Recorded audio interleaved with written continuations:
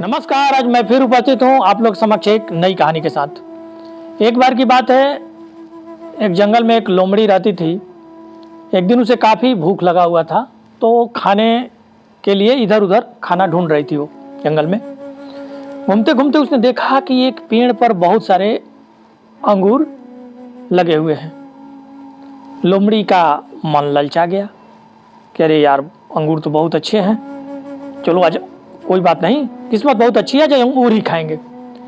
लेकिन जब लोमड़ी अंगूर को तोड़ने की कोशिश कर रही थी तो पहुंच नहीं पा रही थी। लोमड़ी छलांग लगाती थी लेकिन वो वहां पहुंच नहीं पाती थी। इधर से छलांग लगाई, उधर से छलांग लगाई, लगातार उसने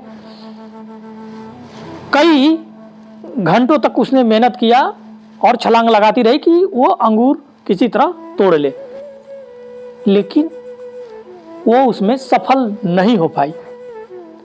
तब लास्ट में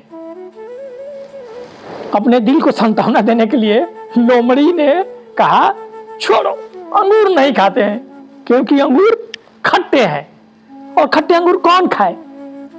उसी समय से ये कहानी प्रचलित हो गई है कि जब आदमी सफल नहीं होता है, चाहे कुछ काम नहीं होता है, तो एक बहाना कहता है, छोड़ो, अंगूर खट्टे हैं।